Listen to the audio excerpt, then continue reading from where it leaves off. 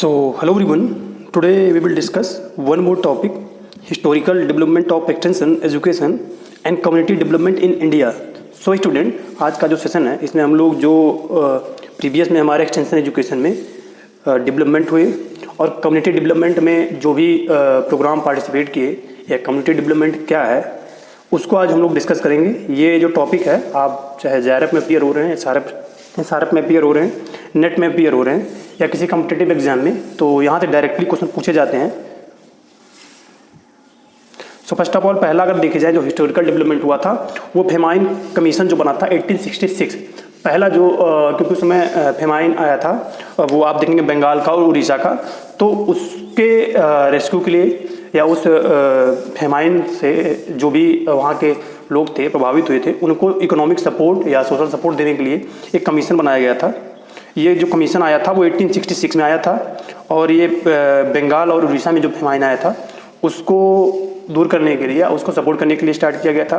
1869 में Manchester cotton supply association ने क्या है कि इम्प्रूवमेंट ऑफ कॉटन के इम्प्रूवमेंट के लिए और डिपार्टमेंट ऑफ एग्रीकल्चर के साथ मिलके 1871 में department of revenue agriculture and commerce 1871 में इसी फेमाइन के बेसिस में आप जानते होंगे कि डिपार्टमेंट ऑफ एग्रीकल्चर का एस्टेब्लिशमेंट हुआ। बट 1881 में सेपरेट डिपार्टमेंट एग्रीकल्चर का, जैसे इसमें क्या था कि रेवेन्यू एग्रीकल्चर कॉमर्स एक साथ था, जबकि 1881 में सेपरेट डिपार्टमेंट एग्रीकल्चर का एस्टेब्लिश हुआ। नेक्स्ट क्या है कि फेमाइन कमीशन जो सेकंड आया था वो हमारा 1880 में आया था। Recommendation revival department of agriculture as centre and provinces. 1881 में सेक्रेटरीज ऑफ एग्रीकल्चर, तो वही सेपरेट डिपार्टमेंट बन गया था। 1882 में state department of agriculture started in most of state. 1882 में जो स्टेट एग्रीकल्चर डिपार्टमेंट थे वो स्टार्ट हो गए थे। At centre empirical department of agriculture, और सेंट्रल लेवल पे इम्पेरिकल डिपार्टमेंट जो था एग्रीकल्चर का वो स्टार्ट हो गया था। नेक्स्ट क्या है कि फेमाइन कमीशन ऑफ 1991 का जो फेमाइन कमीशन था वो इम्पेरियल एग्रीकल्चर रिसर्च इंस्टीट्यूट, इस फेमाइन से जो हमारा था वो पूसा IRI जो प्रेजेंट टाइम पे वो एस्टेब्लिशमेंट हुआ इम्पेरिकल के नाम से। Horticulture and agronomic post created in department of agriculture, और हॉर्टिकल्चरिस्ट की और एग्रोनॉमिस्ट की जो पोस्ट थी वो शुरुआत हुई या क्रिएट की गई इस फेमाइन कमीशन से। इंडियन एग्रीकल्चर सर्विस स्टार्ट किया गया। The government of India act 1999 agriculture is state subject, तो 1999 में गवर्नमेंट ऑफ इंडिया ने जो कॉन्स्टिट्यूशन इसके अकॉर्डिंग जो एग्रीकल्चर है उसको स्टेट सब्जेक्ट में घोषित कर दिया। आइडियल विलेज प्रोजेक्ट नेक्स्ट हमारा था 1903 में आया था और इसको स्टार्ट किया था सर डेनियल हैमिल्टन ने, और ये सुंदर विलेज नियर चेन्नई में स्टार्ट हुआ था, सुंदरम में। और कोऑपरेटिव डिपॉजिट इंस्टीट्यूट था ये, मतलब कोऑपरेटिव गैदरिंग से कोऑपरेटिव के साथ स्टार्ट हुआ था ये, और इसका जो था वो सेविंग्स था। और इस प्रोग्राम का जो मेन एम था वो हेल्थ, लिटरेसी और स्मॉल इंडस्ट्री को प्रमोट करना था।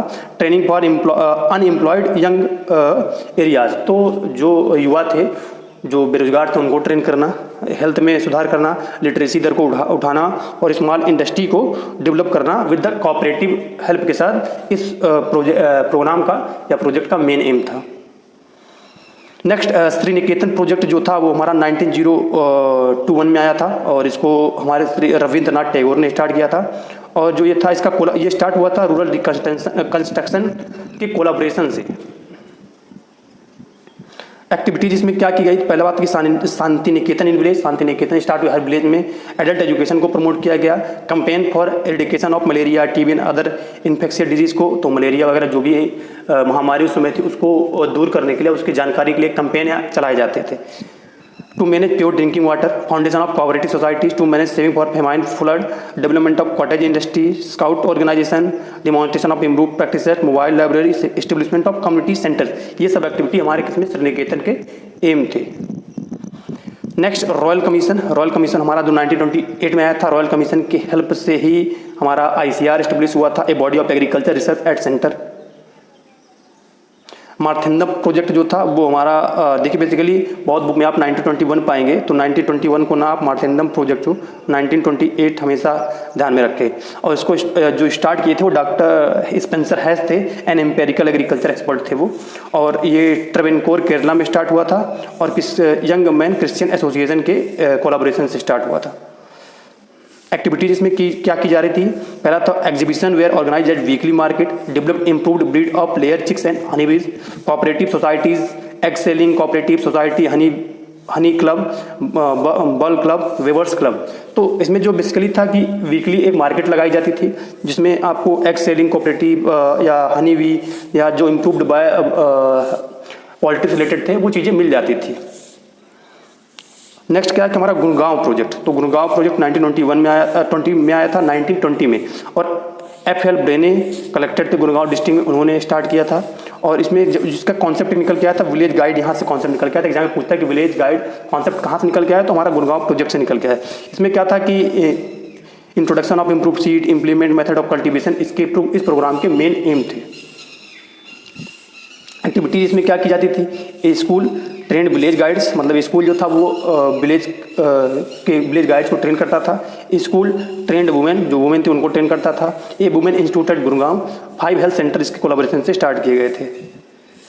नेक्स्ट हमारा सेवाग्राम। तो सेवाग्राम गांधीयन कंस्ट्रक्टिव प्रोग्राम था। सेवाग्राम 1920 में आया था, बहुत बुक में आप 1921 देखेंगे, तो 1921 मोस्टली प्रोबेबल अगर आपको मिल रहा है, ऑप्शन में दोनों मिला तो 1921 पे आप जाइए। एक्टिविटीज इसमें क्या की जा रही थी, training centre for cottage industry, prohibition था, रिमूवल ऑफ अनटचेबिलिटी था, बेसिक एंड वुमेन एजुकेशन। तो इसमें क्या है कि सबसे पहला उस समय पे क्या कि अनटचेबिलिटी चल रहा था हमारी सोसाइटी में, उसको इरिडिकेशन या उसको दूर करने के लिए था। और जो वुमेन की एजुकेशन थी उसमें बहुत स्थिति खराब थी महिलाओं की शिक्षा की, उस पर ज़्यादा प्रमोट किया गया इस प्रोग्राम से। नेक्स्ट हमारा बड़ौदा विलेज रिकंस्ट्रक्शन प्रोजेक्ट। तो ये 1922 में आया था। इसके कृष्णमाचारी गुजरात में उन्होंने स्टार्ट किया था, नवसारी डिस्ट्रिक्ट गुजरात में स्टार्ट हुआ था। School teacher in village are use for extension work. तो उस समय जो स्कूल के टीचर थे उनको एक्सटेंशन एक्टिविटीज़ के लिए लगाया जाता था। Programme on gardening, poultry farming, bee keeping, spinning and weaving, इस पे मेन कंपोनेंट थे। एडल्ट एजुकेशन इसमें भी कंपोनेंट था इसका। ग्रो मोर फूड कैंपेजन जो 1942 में आया था, और इसमें fulfil the need of food का मतलब जो हमारी सोसाइटी की डिमांड थी फूड की, उसको फुलफिल करने के लिए आया था। नेशनल लेवल का एक कैंपेन था। New seeds and chemical fertiliser were distributed among farmer. तो नए सीड जो थे और केमिकल फर्टिलाइजर फार्मर में डिस्ट्रीब्यूट किए जाते थे। Indian village service. नेक्स्ट हमारा क्या है कि इंडियन विलेज सर्विस 1945 में आया था, और WS विसर इसके मतलब इन्होंने स्टार्ट करवाया था इसको। और आगासोली विलेज अलीगढ़ डिस्ट्रिक्ट यूपी यहाँ पे स्टार्ट हुआ था। और महारारा विलेज इटा डिस्ट्रिक्ट के महारारा विलेज में भी स्टार्ट हुआ था। इसका जो प्रोग्राम पे मेन फोकस किया गया था वो हेल्थ पे, होम साइंस पे, agriculture, entertainment, education, cottage, family planning etcetera. Next Firka Vikas Yojana. तो फिरका जो हमारा आया था 1946 में आया था, ये गवर्नमेंट ऑफ मद्रास ने स्टार्ट इसको किया था। Introduce khadi and village industry KVIC जो 1957 में आया था, यहीं से पहला उसका सूत्रधार इंट्रोड्यूस हुआ था। Development of animal husbandry, farming and irrigation facilities, all round development of village. तो फिरका विकास योजना में क्या था कि ओवरऑल सोशियो इकोनॉमिक कंडीशन जो विलेज लेवल थे उनको डेवलपमेंट करना था। सो जो आज का सेशन ये एंड होता है, इसमें जो जैसे बहुत ज़्यादा जो प्रोग्राम फेमस थे हमारे एक्सटेंशन में उस समय इन्होंने कंट्रीब्यूशन दिया था, या कम्युनिटी डेवलपमेंट जैसे 1952 में आया था, तो उसको मैंने इस सेशन में डिस्कस किया। अगर आपको कोई डाउट होगा तो कमेंट सेक्शन बॉक्स में राइट डाउन करिएगा। Thank you for listening.